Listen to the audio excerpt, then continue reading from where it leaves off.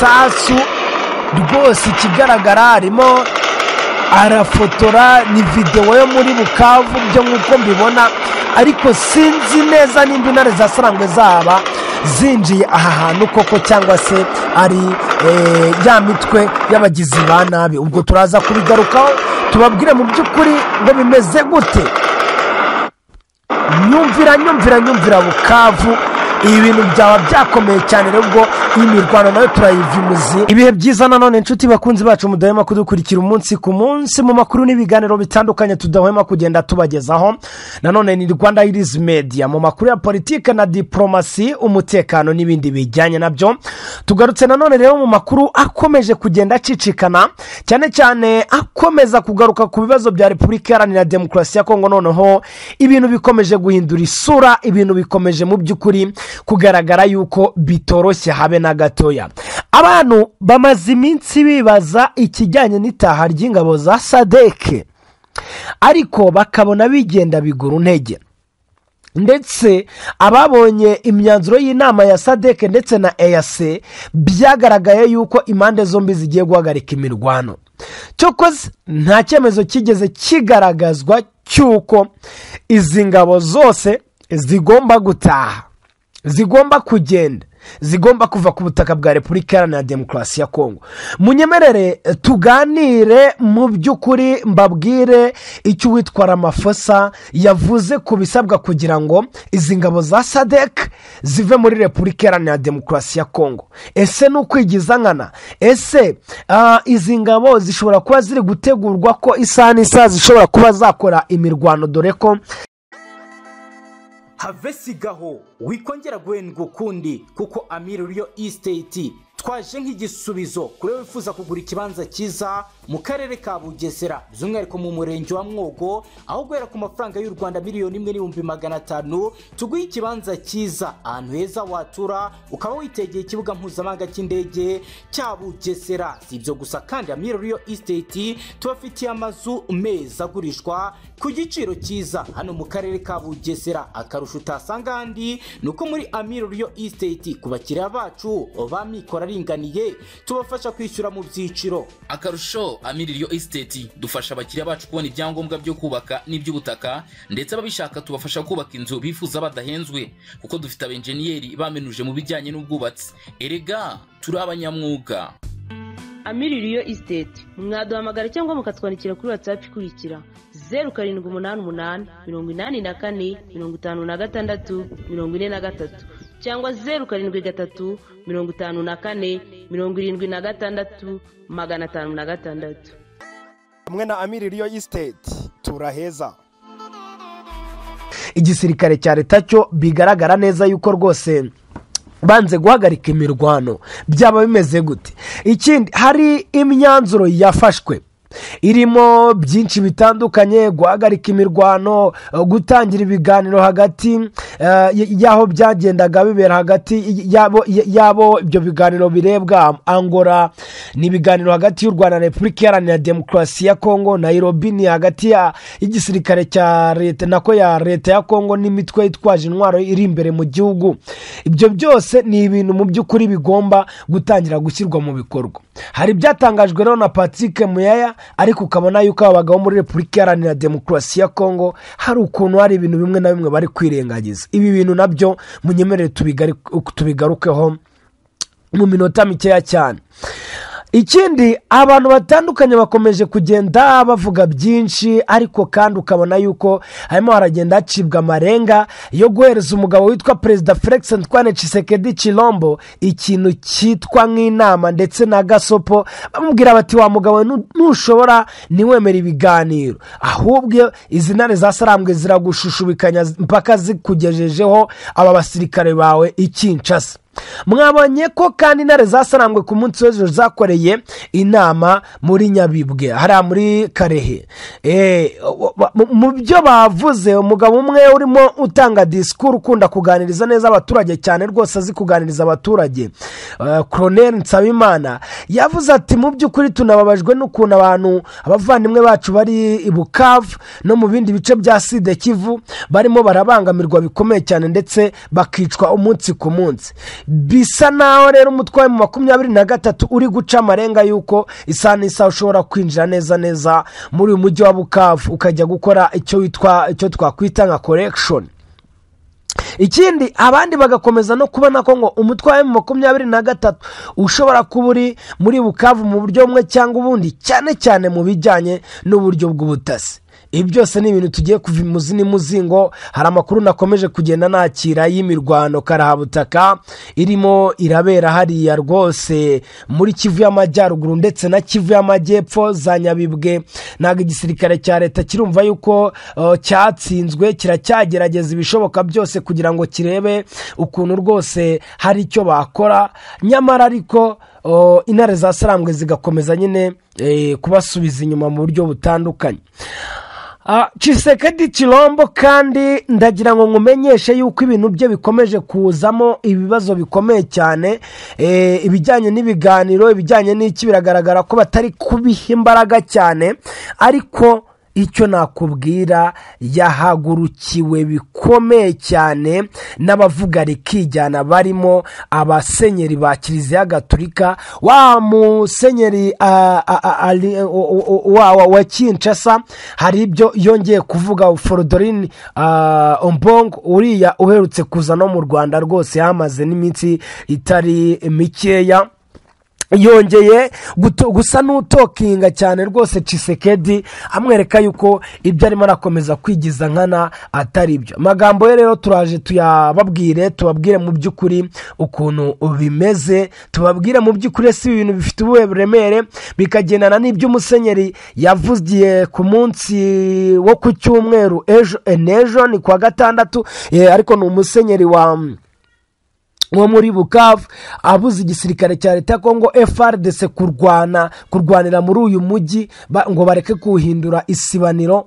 Mu by'ukuri urabona yuko abavuga rikijyana batandukanye batangiye guhagurukira witwa Tshisekedi Tshilombo bamubwira bati reka ibintu byo kwigiza nkana, injira ibiganiro. Ngira ngo rero murabyumva cyane ko tugiye gutinda mu makuru rwose y'abadiplomate, mu makuru ya politike. Icyo usabwa ni ukubana natwe gatanu kuri kagenzi kako, ubundi tukayava imuzi n'imuzingo. Ngira ngo murabizi cyane ntago tujya dutinda, ni iminota mikeya cyane. Abantu mwakomeje kumbura kuri WhatsApp nimo ndagerageza kureba uburyo kinabikemura, ubwo urakomeza n'ubundi kujya unyandikira 0723254101. Telefone ya WhatsApp yasaga naho yagize ibibazo, ariko ndaje kugaruka. Abari muri groupe yacu muramenye, mukomeze rwose mube muri tayari, nubona link yacu ijyane muri groupe. Ngewe ntabwo ndimo ndaboneka neza, twandikire kuri 0723254101. Nibisubira mu buryo turagushyira muri groupe ya WhatsApp. Ni Rwanda Hills Media rero, icyo usabwa rwose nanone ni ugukanda subscribe cyangwa sabone aho hasi kugira ngo tujye tubana rwose akanya ku kandi, munota ku wundi, kuko amakuru yo tuba turi tayari cyane. Yes rero reka mbanze kugira ngo mbone kubinjirira mu mirwano mu bice bitandukanye iri kugenda iberamo. Reka tubanze turebere hamwe ibyo uyu mugabo Cyril Ramaphosa yavuze ku bisabwa kugira ngo ingabo za SADC mu by'ukuri zive ku butaka bwa Repubulika Iharanira Demokarasi ya Kongo. Uyu ni perezida wa Afurika y'Epfo Cyril Ramaphosa yagaragaje yuko mu by'ukuri ingabo z'umuryango wa Afurika y'Amajyepfo ziri mu burasirazuba bwa Repubulika Iharanira Demokarasi ya Kongo zizataha mu gihe mu by'ukuri imyanzuro yafatiwe mu nama idasanzwe y'abakuru b'ibihugu by'uyu muryango SADC ndetse n'Afurika y'Uburasirazuba EAC izaba yubahirizwa. Ni ukuvuga ngo abanyapolitike muri Afurika y'Epfo bakomeje kotsa igitutu uyu mukuru w'igihugu, nyuma yaho rero abasirikare babo 14 bapfiriye mu mirwano bari bahanganyemo na M23, umutwe urwanya leta ya Repubulika Iharanira Demokarasi ya Kongo. Bamusaba rero gukurayo mu by'ukuri ngo abasigayeyo bose.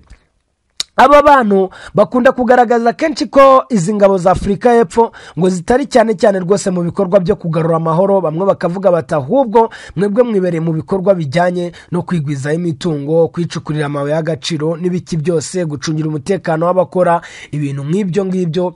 Bati ni muvane ingabo hariya muri mu nyungu zanyu bwite, kandi abana b'igihugu bagakomeza kuhatikirira.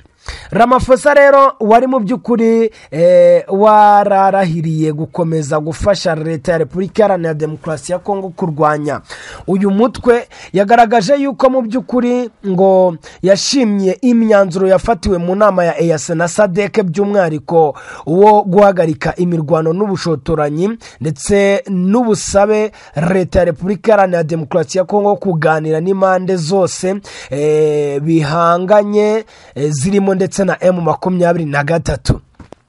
Yagize ati umwe mu myanzuro y'ingenzi cyane rwose yavuyemo nuko abitabiriye inama rwose ihuriweho bemeranyije ko ibiganiro by'imbona nkubone bisubukurwa hagati ya leta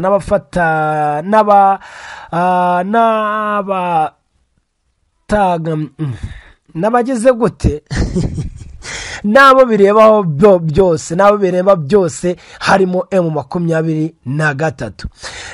Ibi ngibi rero bikaba bizakorwa ngo binyuze mu biganiro bya Rwanda na Nairobi. Uyu mukuru w'igihugu rero kandi yasobanuye yuko mu by'ukuri imyanzuro rwose yafatiwe mu nama ya EAC na SADC yabereye i Dar es Salaam muri Tanzania kuwa 8 Gashyantare ari ingamba zishyigikira ndetse zinarema icyizere kiganisha ku mahoro arambye mu burasirazuba bwa Repubulika Iharanira Demokarasi ya Kongo. Yagaragaje yuko rero kandi iyi myanzuro ngo ariyo izatuma ingabo za Afurika y'Epfo, iza Tanzania ndetse n'iza Malawi ziri muri SAMIDRC zitaha hashingiwe kuri iki cyizere cy'uko rero uburasirazuba bwa Repubulika Iharanira Demokarasi ya Kongo buzongera kubona amahoro. Bivuze ngo ibintu bisa naho birimo biragenda bihinduka. Izi ngabo za SADC gusohoka ahantu bizagorana. Malawi yari yaciye amarenga igaragaza yuko mu by'ukuri perezida w'igihugu cyabo yatangiye kubwira abayoboye ingabo uburyo bwose bushoboka kugira ngo izi ngabo zitangire gutaha, abwira bati mutangire mutegura uburyo kizataha. Nyamara ariko ibi Cyril Ramaphosa nanone avuga biragaragaza yuko izi ngabo zikiri hariya, kuko Tshisekedi yatangiye kugaragaza ko atabishaka, n'abasirikana ko n'abayobozi batandukanye ntago barimo baragaragaza yuko rwose babyifuza ibijyanye n'ibiganiro n'ibiki byose. Yagaragaje rero ko ubwo ngubwo bizagenda neza, bikaba bizagenda rero ngo bishyirwa rwose mu buryo mu gihe iyi myanzuro yaba igiye yubahirizwa. Ese murabona imyanzuro izubahirizwa ryari ku buryo izi ngabo za SADC zazava ahangaha? Yagize ati rwose imyanzuro yafatiwe muri iyi nama ihuriweho n'ingamba z'ishingiro zirema icyizere rwose. Ni mu gihe rero perezida wa Malawi Lazarus Chakwera uwe rwose yamaze gufata icyemezo cyo gucyura ingabo zabo mbere y'uko inama iba, kuko yabivuze tariki ya 5 Gashyantare 2025. Ramaphosa we rero yatangarije Abanyafurika y'Epfo ko izabo nazo ngo zishobora gutaha, ariko urabona hari ukuntu yatangiye kugenda bijya kure. Ingabo za SADC rero ziri mu burasirazuba bwa Repubulika Iharanira Demokarasi ya Kongo zikaba zarahageze 2023 zisimbuye za EAC zari zarahageze 2022 zamara umwaka umwe. Tshisekedi Chilombo agahita avuga ati ngewe ntago mbashaka ahangaha, uko rero niko baje ahangaha. Umwe mu myanzuro yafashwe harimo umwanzuro uvuga ngo abagaba bakuru b'ingabo zo muri EAC na SADC bagiye guhura. Abagaba bakuru b'ingabo mu by'ukuri abantu benshi barimo baribaza nimba bazahura, ese bizagenda gute mu by'ukuri kugira ngo bige kuri ibi bibazo. Uyu mwanzuro bawufatiye mu nama idasanzwe nyine iyo ngiyo yabereye i Dar es Salaam, twabigarutseho cyane. Abakuru b'ibihugu mu by'ukuri bagaragaje yuko ngo abagaba b'ingabo urumva ngo bazatanga umurongo w'uburyo rero ngo imirwano n'ubushotoranyi bigomba guhagarara mu burasirazuba bwa Repubulika Iharanira Demokarasi ya Kongo. Mu by'ukuri banzuye ko ku munsi wa 30 abaminisitiri mu minsi 30 abaminisitiri rwose ngo bahagarariye ibi bihugu bazahurira mu nama baganire kuri raporo izaba yarakozwe n'abagaba bakuru b'ingabo ku ihagarikwa ry'imirwano ndetse n'ubushotoranyi hagati y'impande zihanganye mu burasirazuba bwa Repubulika Iharanira Demokarasi ya Kongo. Numva rero ko bagomba guhura mbere. Bakuru b'ibihugu rero kandi bagaragaje yuko bashyigikiye ibiganiro byose yaba ari ibya Rwanda ndetse na Nairobi. Bibutsa ko ibiganiro bya Nairobi ni ibihuza Repubulika Iharanira Demokarasi ya Kongo n'imitwe yitwaje intwaro, naho ibya Rwanda ni ibihuza u Rwanda na Repubulika Iharanira Demokarasi ya Kongo n'umuhuza ari we Angola. Ese aba bakuru b'ingabo aba bagaba b'ingabo bazahura bizagenda gute mu by'ukuri? Mbibutse ko ubwo abagaba b'ingabo muri ibi bihugu bya SADC ndetse na EAC harimo wa Uganda, u Rwanda, wa Tanzania, bose nyine bagiye barimo. Ubwo tuzajya kumva twumve rwose General Kaini Rugaba Muhozi arambaye aragiye, tujye kumva twumve Mubaraka Muganga aragiye. Ni ibintu by'ukuri rero ubwo ngubwo tuzagira gute, tuzategereza tukareba nimba bizajya mu buryo. Musenyeri Rusengo yasabye FARDC kutarwanira muri Bukavu. Ibi twabigarutseho ku munsi w'ejo, ariko nyuma ngira ngo haje noneho kuza wa wundi utarya iminwa utajya rwose uripfana witwa Karidinali Forodorin Ambongo, aho yavuze ati dialogue ni ijambo ritagatifu, ni ijambo nyamukuru rishobora kandi kudufasha kuva mu bihe turimo. Tuzabona ibisubizo by'ibibazo byacu bimaze imyaka myinshi cyane binanirana ni dutangira kuganira nabo twita abanzi bacu. Kujya mu nzira bivuze kandi ko twese twemera kwicara ku meza amwe ndetse no gukemura amakimbirane yacu binyuze mu biganiro nk'uko bikorwa mu muco wa parabere wa Afurika. Igihugu kiri mu kaga, buri munota urahambaye, ntitukongere rwose guta igihe niba koko dushaka gukiza igihugu cyacu. Yunze mu byahize Excellence Paul Kagame ati nta mpamvu yo guta igihe kirageze kugira ngo abantu bakore ibintu bifite igisobanuro kandi ibintu mu by'ukuri bifite icyo bimaze, apana guta time, apana guta umwanya. Foroderine Karidinali Ambongo ngira ngo murabyumva yuko ibintu avuga bitoroshye. Imirwano rero irimo irabera mu bice bitandukanye bya Sud Kivu. Mu makuru dufite magingo yangaya biravuga yuko intambara n'ubundi ikomeje gukomereza cyane cyane mu bice bya teritwari ya Karehe basatira cyane cyane Kavumu. Bikavuga ko igisirikare cya leta kiri gukomeza kuzana ibikoresho rwose bigaragara neza yuko batigeze bava mu mirwano n'umunsi wa rimwe. Ibintu rero mu by'ukuri ubona ko nabyo biteye impungenge cyane. Amakuru turi kugenda twakira kandi aravuga yuko igisirikare cya leta Kongo FARDC hari n'ibindi bice bitandukanye, barimo baragabamo ibitero cyane cyane muri teritwari ya Rubero. Makuru dufite nuko naho habaye imirwano. Ese biraza kugenda bite ko rwose igisirikare cya Kongo kidashaka kureka imirwano? Ahangaha hari amajwi ndetse ni video ndimo ndabona aho uwitwa Sekere de DRC yabishyize ku rukuta rwe rwa X avuga ngo Bukavu now. Wumva ibintu biri kubera ahangaha, nimba koko ari byo sindamenya ukuntu bimeze, ariko Bukavu ishobora kuba irimo iragenda yatakwa. Ni ibice byinshi cyane bya Repubulika Iharanira Demokarasi ya Kongo.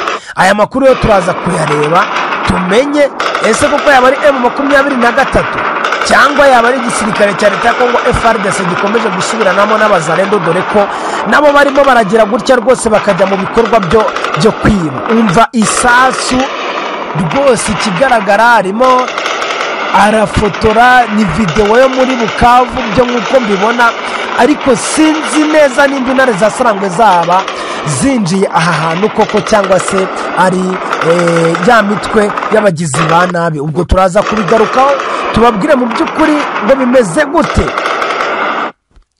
nyumvira Bukavu, ibi bintu byaba byakomeye cyane. rero ubwo iyi mirwano nayo turayiva imuzi mu masaha rwose, turayiva imuzi tubabwire ese byaba ari ibiki. ibintu rero ntabwo byoroshye. ubwo reka tugende dusoza tugana ku musozo, ariko turebere hamwe amagambo akomeye cyane yatangajwe n'umugabo utajya nawe uripfana, umugabo rwose uzwi ku izina rya Uwizeyimana Evode. ntabwo ajya aripfana we rwose. yavuze ati Tshisekedi natemera ibintu byo kuganira rwose ingabo ze bazazishorera bazigeze Kinshasa. ni senateri Uwizeyimana Evode. rero umusesenguzi mu bya politike Evode Uwizeyimana yagaragaje ko perezida wa Repubulika Iharanira Demokarasi ya Kongo Felix Antoine Tshisekedi Chilombo ngo natemera kuganira n'uyu mutwe mu 23 ingabo ze rwose ngo bazazishorera bakazigeza Kinshasa. yabigarutse rero mu kiganiro yagiranye na RBA.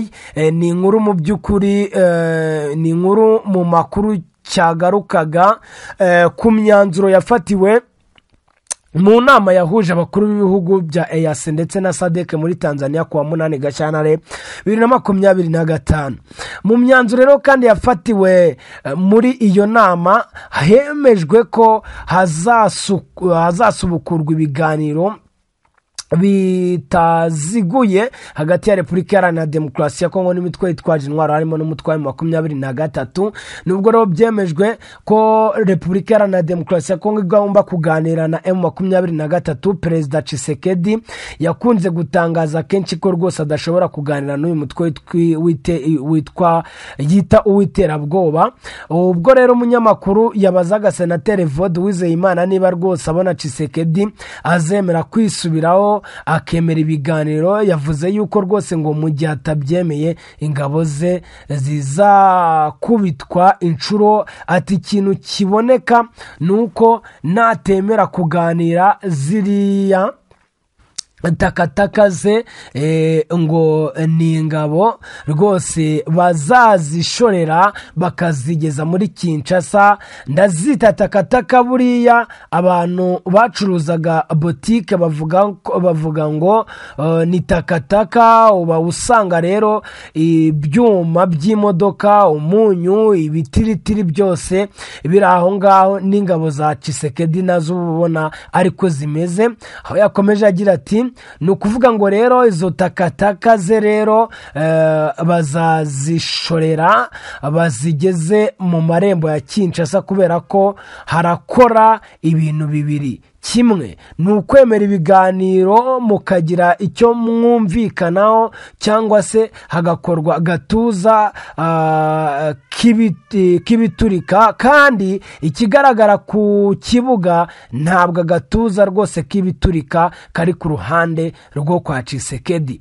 umugabo rero yemeje yuko ndetse anashimangira ko rwose hagiye gukurikiraho kureba niba amasezerano ashyirwa mu bikorwa, cyane cyane ko imiryango ya EAC ndetse na SADC yemeje ko mu by'ukuri igisubizo gishobora kuba cyagaruka ari ukorera ibiganiro bishobora kuba byagiye mu buryo.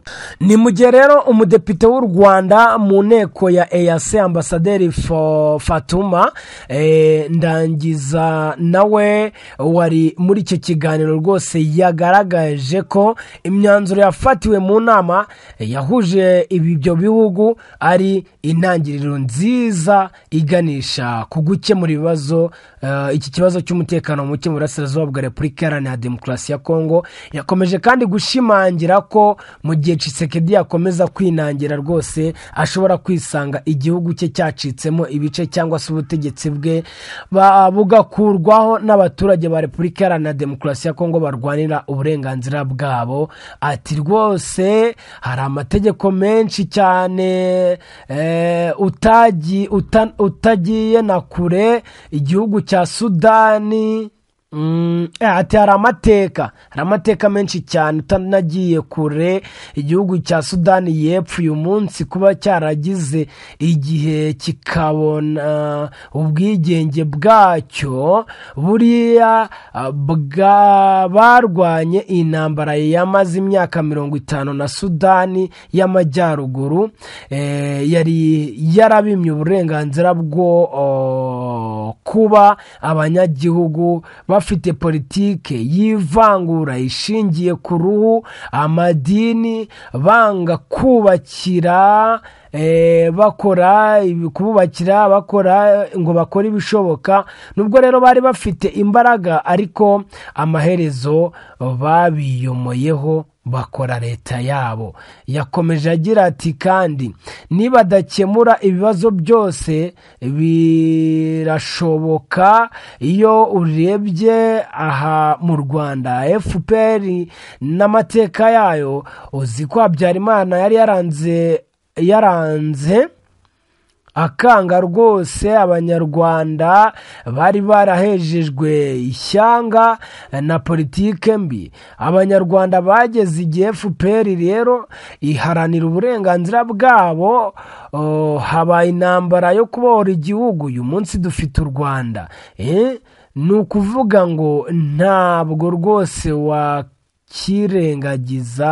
ntabwo wakirengagiza abanyagihugu baharanira uburenganzira bwabo ngo ukoreshe imbaraga. Ngayo nguko ngibyo ibitangazwa n'abadiplomate, abasesenguzi, abanyabwenge ku bijyanye rero n'ibi bintu by'umutekano. Tshisekedi rero twavuga ngo ararya ari menge, ntabwo ari mu bihe bye byiza. Ngayo nguko rero komeza ubane natwe.